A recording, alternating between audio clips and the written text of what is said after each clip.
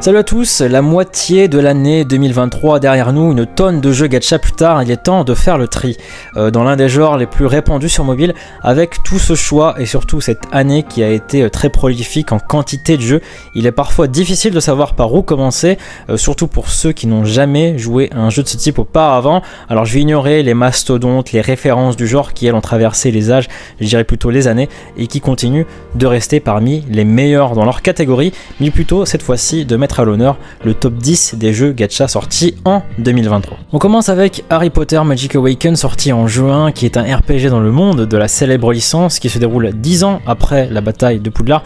En termes de gameplay, c'est un RPG de bataille de cartes où vous allez construire un deck avec des cartes obtenues dans l'histoire ou dans la boutique, avec des cartes de sorts, des cartes d'invocation qui peuvent être mises en jeu à partir du moment où vous avez le coût accumulé nécessaire.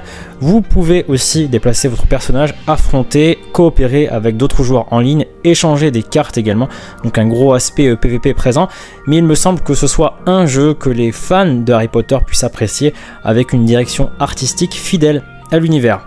En 9, Tactopass, un jeu également sorti en juin qui reprend l'histoire de son homologue animé du même nom, où vous êtes un chef d'orchestre qui se bat en commandant des musicartos. Chacune de ces musicartos a un prénom, un visuel ou une personnalité qui se réfère, qui correspondra à une musique classique. Côté gameplay, c'est un style simple de combat au tour par tour comme on peut s'y attendre des jeux gacha millésime 2023. Les animations sont très fluides et agréables et évidemment la musique du jeu est incroyable comme on peut s'en douter. Variété de contenu, interface utilisateur vraiment bien pensé. En 8, Outer Plane, publié par Smilegate Megaport, un RPG qui combine de superbes visuels 3D animés, des batailles stratégiques, une personnalisation approfondie des personnages, une histoire sur le thème Isekai, avec notamment un système de chaîne de compétences, des fonctionnalités telles que la vitesse de combat x3, le mode entièrement automatique, le fait de pouvoir stack ses runs vient cocher les cases de ceux qui n'auraient pas envie d'en faire leur jeu principal.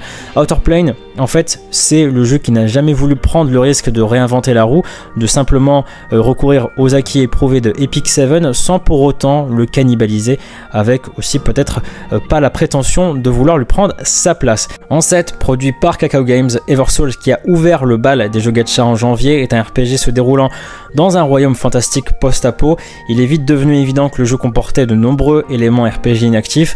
Par exemple, les personnages sont déployés à l'aide d'un système de combat automatique, de sorte que la majorité de la stratégie passe par la sélection de vos souls qui composeront votre équipe et leur placement avant de lancer la bataille. Alors c'est un style, le style idle, une catégorie parmi les jeux gacha appréciés de certains qui n'ont aucune envie de se prendre la tête ou juste pas le temps pour ça, avec une direction artistique très aguichante pour les Men's of Culture ou qui auraient la nostalgie de Princess Connect et Rodive. En 6, Summoner's War Chronicle est la dernière entrée de la franchise Summoner War qui reprend les mécanismes de son prédécesseur mais qui les place dans le cadre MMO. Alors si vous aimez la franchise et ou avoir une expérience la plus proche de ce que peut donner un MMO sur mobile avec tellement de choses à faire dans le jeu, qu'il s'agisse de niveler vos persos, de farmer des runes, de travailler sur des professions, de l'artisanat, des raids, etc.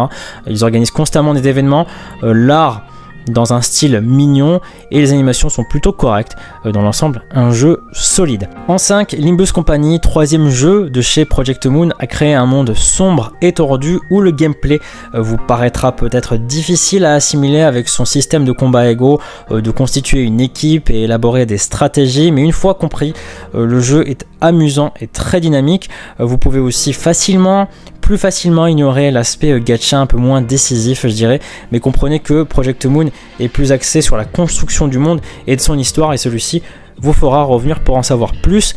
L'interface, les problèmes de manque de contenu et un développement des unités assez tendues restent des griefs, mais Limbus Company a su s'imposer dans ce genre atypique. En 4, successeur de Brave 9 alias Brown Dust originel, Brown Dust 2 est la meilleure suite que l'on pouvait imaginer.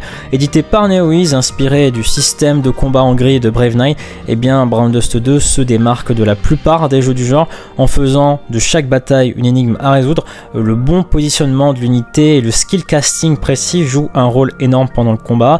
C'est l'un des seuls jeux dans cette liste qui vous donnera l'impression de jouer à un vrai jeu complet.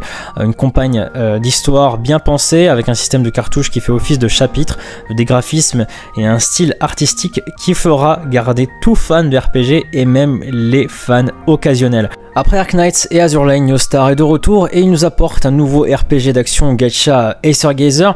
L'histoire a un bon départ, mais c'est plus dans ses combats que Acer Gazer va briller. Chaque personnage est unique avec diverses armes dans le jeu, plus accessibles ou difficiles selon les styles. Ça donne de la variété aux joueurs et rend la construction d'équipe plutôt intéressante. Graphiquement impressionnant sur mobile, les mouvements et les combos et les animations des ultimes d'équipe sont vraiment un régal. Mais ce qui va vraiment vous faire rester, ce sont les personnages, Mans of Culture encore une fois, et les styles de gameplay. Si vous recherchez un nouveau RPG d'action de science-fiction proche de PGR ou d'un Honkai Impact Third, ce jeu est fait pour vous. En 2, Snowbreak Containment Zone, qui est un jeu de tir à la 3e personne et le plus récemment sorti dans cette liste, avec des mécanismes gacha. Il suit l'histoire d'un adjudant qui est venu sur Terre après avoir été sur une station spatiale coupé de tout contact humain. Il possède toutes les fonctionnalités de jeu que vous verriez normalement dans un jeu de tir à 3e personne basé sur la couverture. Dans l'ensemble, le gameplay et l'histoire de Snowbreak ont quelque chose pour tout le monde. Si vous recherchez une bonne boucle de jeu ou un jeu de tir à 3e personne décent, alors vous l'apprécierez. Bien sûr, tout n'est pas parfait, il y a encore beaucoup de bugs qui doivent sérieusement être corrigés. Et en 1, Hoyoverse est bien connu pour avoir créé l'un des jeux gacha ayant reçu le plus de succès. Genshin Impact et sans surprise, Honkai Star Rail s'impose comme une réussite en cette année 2023. Le jeu ne vient pas retourner la table mais présente une histoire et des mécanismes de combat robustes et éprouvés pour le moment, et tout est encore assez amusant pour être parcouru et apprécié, mettant en vedette une multitude de personnages charismatiques, un récit réfléchi et une grande variété de modes de jeu. Alors le contenu endgame reste particulièrement ennuyant, mais aussi de voir jusqu'où ce jeu en est arrivé depuis son lancement. Donc même avec ses défauts, HSR aura la connaissance de la façon dont Genshin Impact a été géré dans son contenu pour ne pas le voir dépérir. Merci d'avoir suivi cette vidéo du top 10 gacha 2023 de mi-saison. N'hésitez pas en commentaire à venir étoffer cette liste si vous pensez que d'autres jeux gacha mériteraient attention. En tout cas, si vous avez apprécié cette vidéo, pensez à liker. Si vous n'avez pas apprécié cette vidéo, pensez à liker. Et je vous dis à la prochaine.